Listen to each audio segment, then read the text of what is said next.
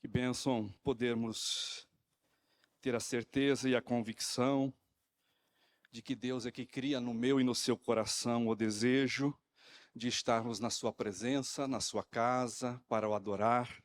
E é muito bom, desde já, nós crermos e sabermos que Deus está pronto a falar ao nosso coração, mediante a sua palavra.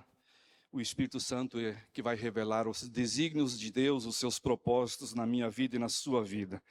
Muito bom ter vocês, cada um aqui nesta noite, que possamos juntos buscar a direção agora e a orientação da palavra. Quero convidá-los a abrir no Salmo 137. Salmo 137. Vai ser projetado o texto, para quem não tem a sua Bíblia presente, pode acompanhar a leitura. Vou falar hoje sobre o tema Quando Desistimos de Cantar. Salmo 137. Diz assim: junto aos rios da Babilônia, nós nos sentamos e choramos com saudades de Sião. Ali nos salgueiros penduramos as nossas harpas. Ali os nossos captores pediam-nos canções, os nossos opressores exigiam canções alegres, dizendo: cantem para nós uma das canções de Sião. Como poderíamos cantar as canções do Senhor numa terra estrangeira? Que a minha mão direita definhe, ó Jerusalém, se eu me esquecer de ti. Que me grude a língua ao céu da boca, se eu não me lembrar de ti e não considerar Jerusalém a minha maior alegria. Lembra-te, Senhor, dos edomitas e do que fizeram, quando Jerusalém foi destruída, pois gritavam: arrasem-na, arrasem-na até os alicerces. Ó cidade de Babilônia, destinada à destruição, feliz aquele que lhe retribuir o mal que você nos fez. Feliz aquele que pegar os seus filhos e os despedaçar contra a rocha. Que Deus possa estar usando esse texto, esta palavra, para falar ao meu e ao seu coração nesta noite. Amém? Quando desistimos de cantar. Certo escritor afirmou que antigas bênçãos não são suficientes para a vida de hoje e nem antigas mágoas devem estragar o presente. Uma grande verdade. Aquilo que Deus fez no passado, as suas manifestações de graça, o seu poder manifestado, evidenciado de forma bem real na sua vida, na minha vida, os milagres que muitas vezes Ele tem operado, os livramentos que Ele tem feito, não são suficientes para a nossa vida hoje. Porque nós, seres humanos, esquecemos muito rapidamente da grandeza de Deus, do poder de Deus, das obras de Deus. Mas também nem as mágoas devem estragar o presente. Ou seja, as lembranças tristes, as lembranças amargas, as lembranças e memórias que querem nos prender e tirar de nós a alegria e a paz, também não são suficientes para manter a nossa vida no presente e agora. Esse salmo, queridos, ele fala do cativeiro babilônico. A gloriosa cidade de Jerusalém havia sido invadida, saqueada e destruída por Nabucodonosor no ano 586 a.C. O povo de Judá, por não ouvir a voz de Deus, não dar uma resposta àquilo que Deus estava pedindo, clamando, e se comprometer moral e espiritualmente, foram então levados cativos. Foi um cerco doloroso, foi uma experiência das mais difíceis para o povo de Deus. Por quê? Os jovens, eles foram esmagados e foram passados ao fio da espada. As crianças, elas foram esmagadas sob as pedras. As jovens foram forçadas. Então aqueles que morreram ao fio da espada foram mais felizes do que aqueles que morreram de fome dentro das muralhas. E aqueles então que tentavam de alguma forma escapar do cerco eram encurralados, enclausurados pelos edomitas, que festejavam e se alegravam com a ruína de Jerusalém. O povo viveu um cativeiro de 70 anos. Aqueles que voltaram agora, eles estão trazendo à sua memória, à sua lembrança, aquilo que tinha acontecido no passado. Ou seja, as lembranças agora que eles trazem à sua mente são extremamente amargas. Eles estavam desenterrando um passado de dor. Eles estavam agora, nesse momento, lamentando uma situação de completa desgraça. Eles estão trazendo à sua memória as experiências que lá atrás os fizeram sofrer. E eles se lembram quando então deixaram de cantar. Eles se lembram quando em algum momento eles dependuraram as suas harpas. O cativeiro havia passado, as aflições haviam passado, mas as lembranças não. De vez em quando, eu e você também somos defrontados com essas crises medonhas. A vida ela começa a ficar estranha, começa a ficar esquisita. Aquilo que vem ao nosso coração, à nossa mente, quer nos abater, nos entristecer. E aí nós começamos a perder a doçura da vida. Nós começamos a perder a alegria, inclusive do nosso relacionamento com Deus, do nosso andar com Deus, porque começamos a ficar amargos. Ficamos azedos, fechados, começamos a permitir que as circunstâncias da vida dominem as nossas emoções. Começam então a trazer a nós um certo abatimento, algum tipo de frustração, e deixamos de cantar. Por quê? Os nossos lábios começam só a expressar amargura, tristeza, aflição. Mas, por um lado, queridos, é fácil cantar em Sião os cânticos de Sião. É fácil cantar num contexto onde nós nos alegramos juntos, onde nós adoramos juntos. Mas aqui diz o texto que eu e você somos chamados a cantar no cativeiro. Nós somos chamados e desafiados a buscar a presença de Deus no aperto, debaixo da opressão, no momento da dor, no momento do luto, no momento da frustração, no momento do desânimo, quando somos afrontados, ou quando passamos por uma experiência de enfermidade, ou quando acontece algo a nós que foge do nosso controle, e nós não sabemos como lidar com a situação que está diante de nós. E é nesse momento que nós não podemos, queridos, deixar que o nosso coração se endureça e a nossa alma fique seca.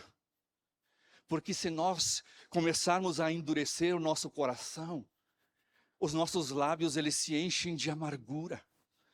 Os nossos lábios começam a proferir e verbalizar o descontentamento, a ingratidão. E começamos a nos conscientizar na aflição, no problema. Por isso, queridos, a nossa espiritualidade, ela não pode ficar presa apenas no contexto do sagrado. A nossa espiritualidade, ela não pode ficar apenas restrita a este ambiente em que nós nos encontramos. A nossa vida de estarmos aqui juntos como povo de Deus é bênção, sim, é muito bom. Por quê? Tem gente que é uma bênção na igreja, e graças a Deus por isso.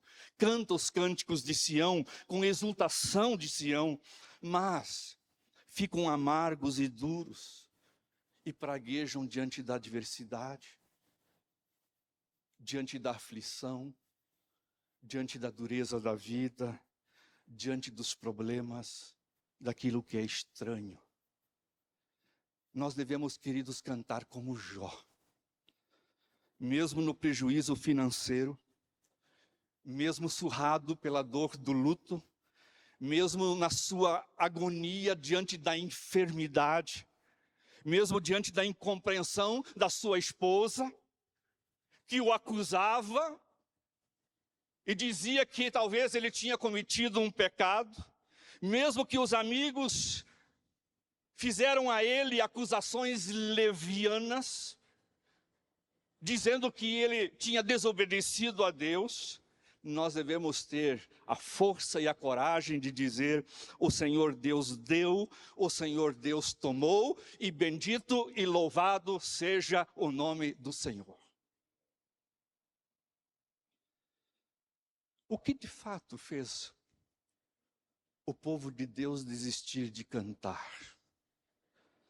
O que fez aquele povo dependurar as suas harpas no salgueiro?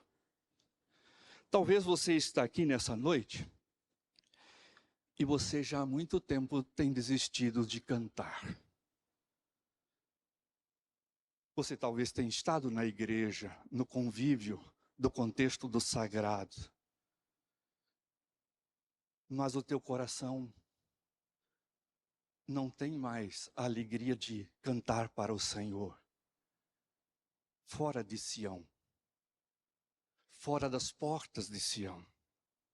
E aqui nós vamos ver as razões por que levaram esse povo a desistir de cantar. A primeira delas é que eles começaram a alimentar a sua mente com as lembranças da crise. Marcelo, lá você abre para mim, faz favor. Difícil abrir esse copo. Obrigado. Eles começaram a trazer na sua mente, queridos, as lembranças das crises que eles tinham passado na vida. Judá havia se desviado de Deus. Homens maus se levantaram em Jerusalém, homens como Manassés e como Acás. O povo também deixou de lado a lei de Deus. Deus levantou profetas, mas o povo continuou e prosseguiu a perseguir uns e matar outros. A nação havia se corrompido completamente. Os ricos começaram a oprimir os pobres. Os juízes, eles vendiam as causas por suborno, as sentenças, eles vendiam por propinas. E eles oprimiam os mais fracos, os que não tinham condições. Então Deus, ele fez com que trouxesse a eles a Babilônia. E a Babilônia foi o instrumento que Deus usou para entregá-los nas mãos de Nabucodonosor. E então, nesse contexto, eles foram levados a uma terra estranha, a um lugar distante. Eles perderam suas terras, perderam sua pátria, perderam o seu convívio, os seus laços, sua liberdade, suas famílias. São agora escravos de uma nação estrangeira. E quais foram as crises que eles viveram? A primeira crise foi a da desinstalação. Diz o verso 1 que eles estavam aqui às margens do rio da Babilônia. Eles estão agora num lugar, queridos, que eles não gostariam de estar. Eles estão pisando numa terra que eles não gostariam de pisar. Eles foram arrancados do seu lar, os seus vínculos foram rompidos, foram quebrados, tudo o que eles amavam foi violentado, eles perderam as suas raízes. A vontade deles não foi respeitada. Agora eles não são mais livres, eles não são mais tratados como pessoas, mas agora eles são objetos. Perderam seus bens, suas casas, suas famílias, seu templo, sua cidade, sua cidadania, porque foram completamente despojados. E o verso 3 nos diz que eles foram levados cativos. Ou seja, eles se tornaram impotentes para reverter aquela situação. Não tinham forças, não tinham condições para fazer algo, para mudar aquele quadro e aquela história. E aí, continua dizendo que eles se tornaram oprimidos, porque os opressores, Babilônia começou a dominar. E opressão era serviço pesado. Viver na opressão era fazer com que viesse a lamúria, a queixa, não tinha mais riso, não tinha mais contentamento, era um cerco permanente, era muro por todos os lados, e isto trazia um esgotamento profundo na vida daquela gente. Talvez você também, na sua caminhada, por alguma razão, por algum motivo, alguma situação que lhe aconteceu, você também desistiu de cantar. Você dependurou suas harpas, porque você está aonde você não gostaria de estar. Você está fazendo aquilo que você não gostaria de fazer. A sua vida virou de cabeça para baixo, perdeu coisas preciosas, coisas caras na sua vida, e isto te abateu. E é o que aconteceu com aquela gente. Às vezes nós passamos por isso, irmãos. Perdemos coisas que são importantes para nós. E somos levados a uma experiência de dor, a uma situação adversa, difícil. E aí, esta apatia de eles se tornarem um povo agora distante, fez com que se tornou uma apatia coletiva.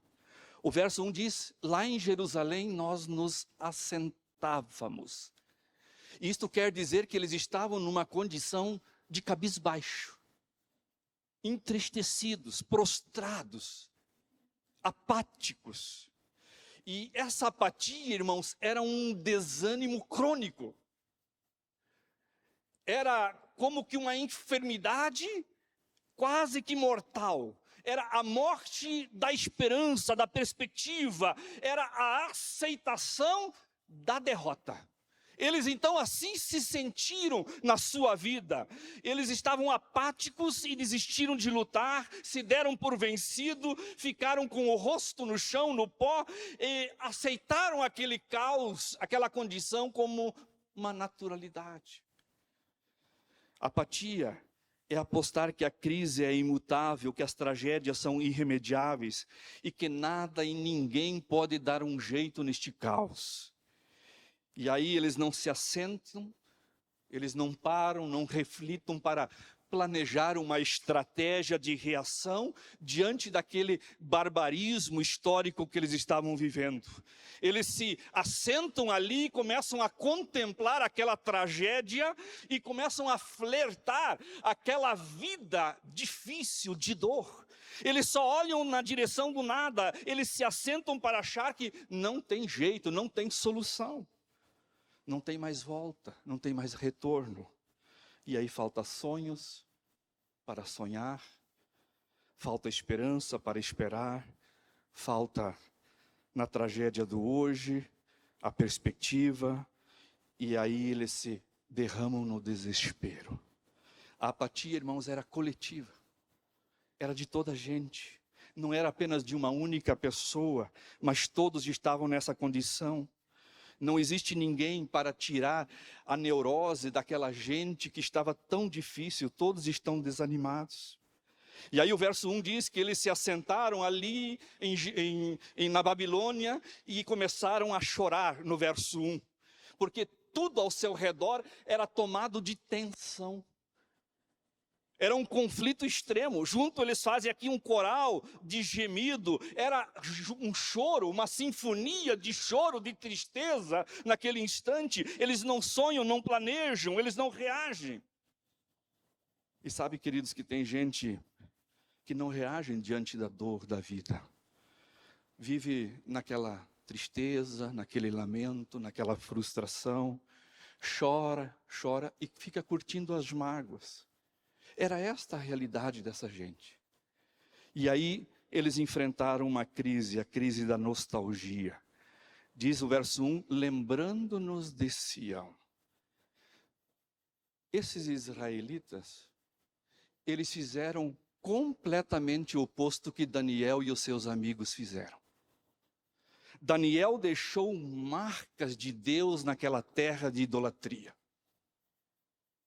Daniel, ele deixou expressões do poder de Deus, da grandeza de Deus, dos feitos de Deus naquele povo. Ele resolveu ser uma bênção na Babilônia, antes que a Babilônia viesse azedar a sua alma. A espiritualidade de Daniel não era geográfica. A espiritualidade de Daniel não se limitava a Sião, à igreja, ao templo. Ele não vivia de saudosismo. Ele não sacralizou o passado e ele também não satanizou o presente. Ele resolveu andar com Deus na Babilônia e ele cantou em Sião e de Sião na terra estranha. Os israelitas deixaram de cantar e testemunhar na Babilônia, porque as lembranças nostálgicas dominaram a mente daquela gente. Eles estão tão amargos com o presente, que eles não conseguiram deixar o passado no passado. Deixar de cantar na crise, queridos, é negar a fé. Deixar de cantar na crise é renunciar o testemunho, é viver o projeto anti-espiritualidade. É não crer no cuidado de Deus. É não crer que Deus está junto no deserto. É não crer que Deus está nos acompanhando nos momentos mais adversos da vida. E a gente deixa de evidenciar, de testemunhar da grandeza de Deus. E aí o nosso coração se torna incrédulo. E incredulidade é não confiar. É não depender, é não buscar os recursos que estão em Deus. Mas tinha mais, diz aqui o texto, uma segunda verdade. Além de eles trazerem à mente aquela crise de amargura, de opressão, eles não conseguiram cantar por causa da falta de perdão. Se a minha espiritualidade, irmãos, interrompe o meu cântico diante da injustiça e da opressão, se eu dependuro as minhas harpas em terra estranha, se minha liturgia só é prestada dentro dos muros de Sião, ela não passa de uma espiritualidade que é teatral e que é cênica.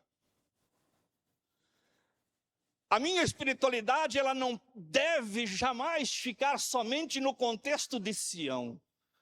Ela precisa ser evidenciada fora dos muros, para que os outros percebam o quão real é Deus na minha vida.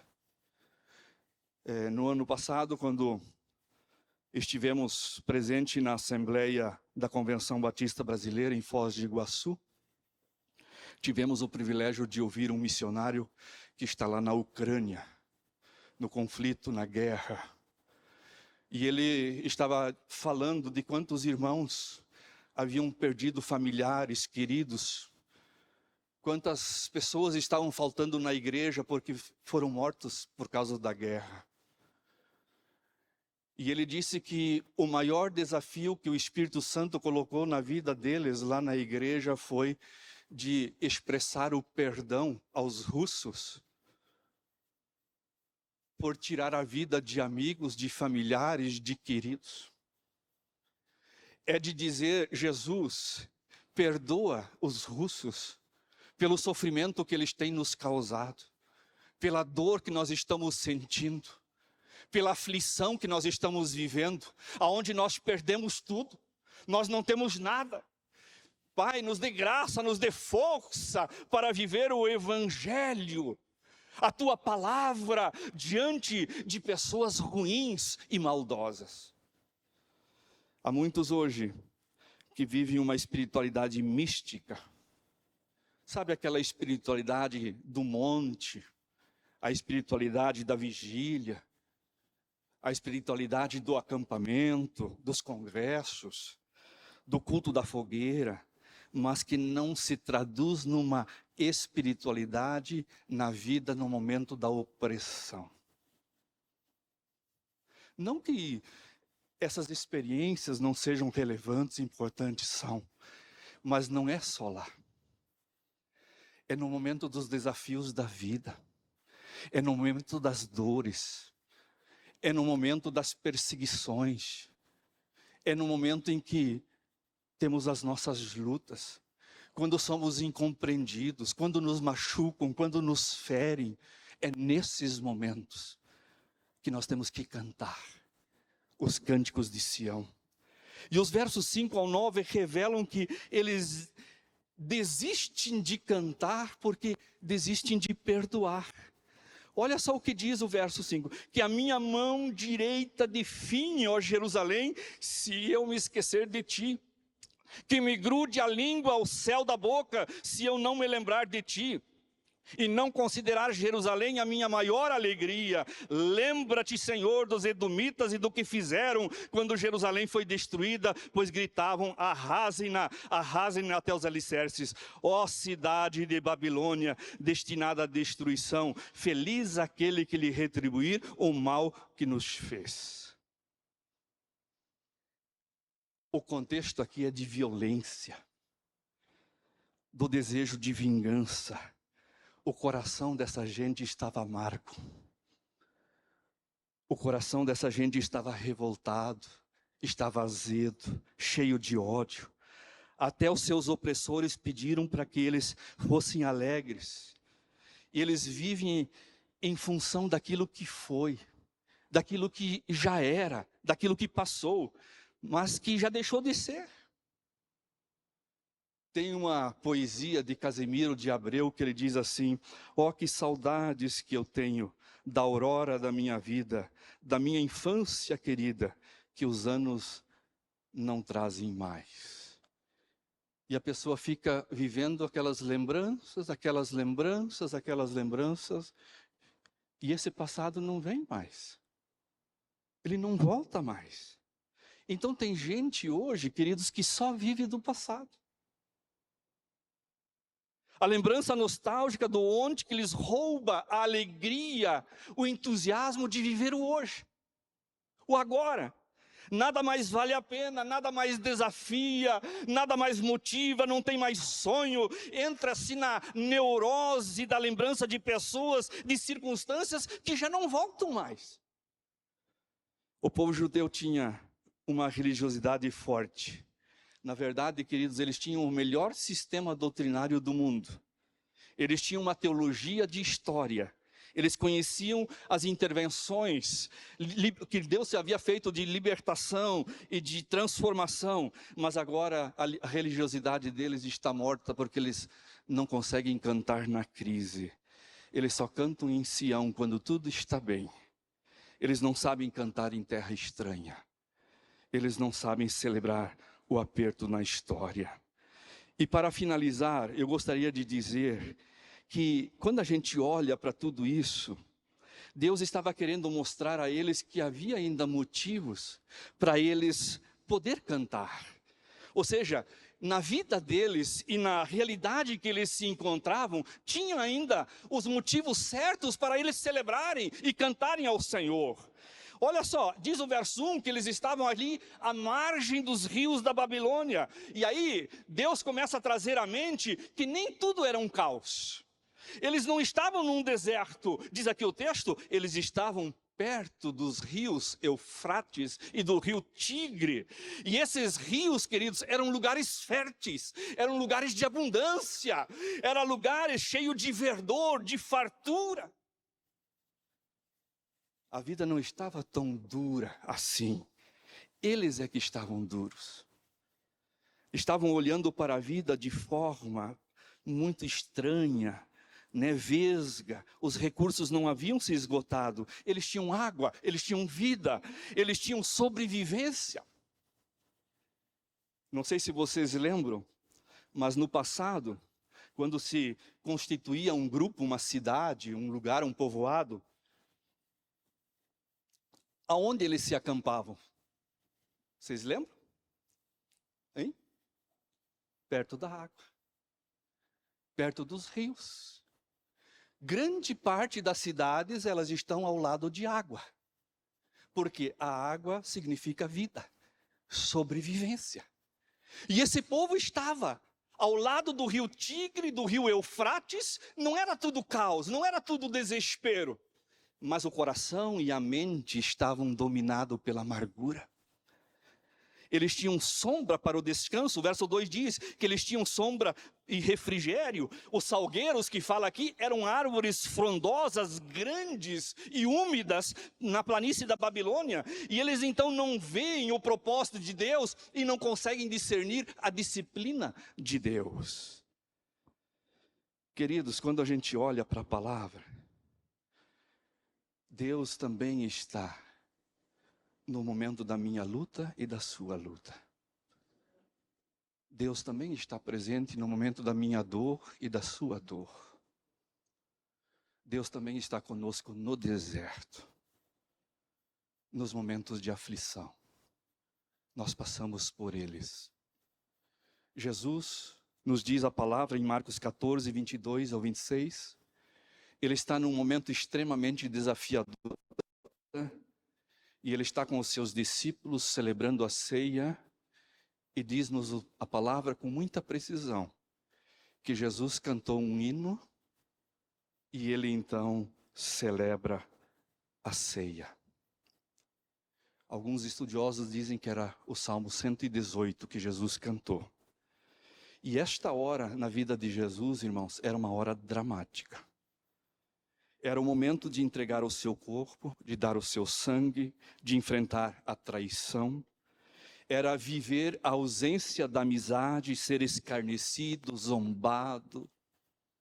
Era o momento de ele ser espancado, de ele ser esfolado no seu corpo, de sofrer a espada ao seu lado. E ainda assim ele canta os cânticos de Sião, sem praguejar, sem murmurar, sem ofender, ele canta os cânticos de Sião. A gente vai um pouco mais à frente, os apóstolos já evangelizando, levando a igreja a fazer a obra do Senhor. Paulo e Silas, eles são surrados, são esfolados e agredidos, são colocados na prisão, e diz a palavra que ali, naquele ambiente da prisão, eles cantam louvores a Deus, eles glorificam ao Senhor, porque ali na cadeia, eles tinham consciência de que Deus, ele converte as tragédias, aquilo que é para o nosso mal, Deus converte para o nosso bem. Jeremias, ao ver o estado daquela situação, daquele povo, ele olha todo aquele lamento e aí ele faz um questionamento. Por que tu te queixas, ó homem vivente? Por que eu me queixo eu? Por que eu estou nessa lamúria, nessa desgraça toda? Por que eu estou nesse descontentamento? Irmãos, a palavra nos diz que a última palavra em relação à minha vida e à sua vida não é do carrasco. A última palavra, ela é de Deus. A última palavra na minha vida e na sua vida é de Deus. Por mais que você enfrente dor, lutas, adversidades, a última palavra é de Deus. Por isso não perca a doçura na sua vida. Não perca a alegria da tua intimidade com Deus. Deus é quem dirige tudo.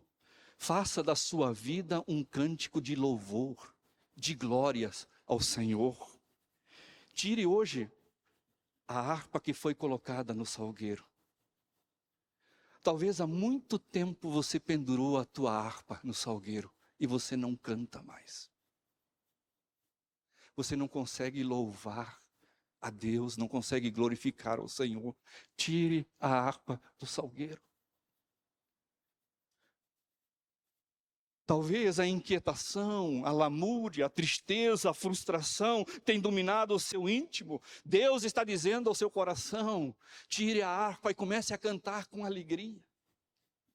Salmo 100, verso 1 e 2 diz: servi ao Senhor com alegria e apresentai-vos a Ele com cânticos. Talvez você tenha tido sim experiências dolorosas, difíceis na sua caminhada. E você tem dito assim: o meu coração não tem tido forças para cantar. Mas o Espírito Santo está dizendo a você nessa noite: tira a sua harpa do salgueiro. Comece a louvar. Deus vai transformar a amargura, a dor, em glória ao nome do Senhor Jesus.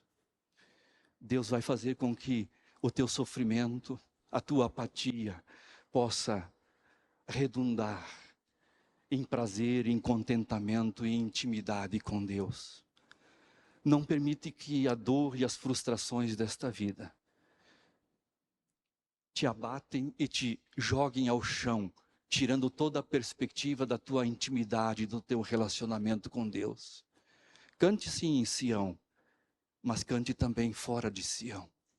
Cante também na Babilônia, lá no lugar da adversidade, lá no lugar da dor. Vamos nos colocar em pé, vamos orar. Pai querido, Pai bondoso, aqui nós nos encontramos. E a tua palavra nos diz que o Senhor é que nos sonda e nos conhece. O Senhor tece o nosso íntimo, forma o nosso íntimo, e o Senhor também trabalha em nossos corações.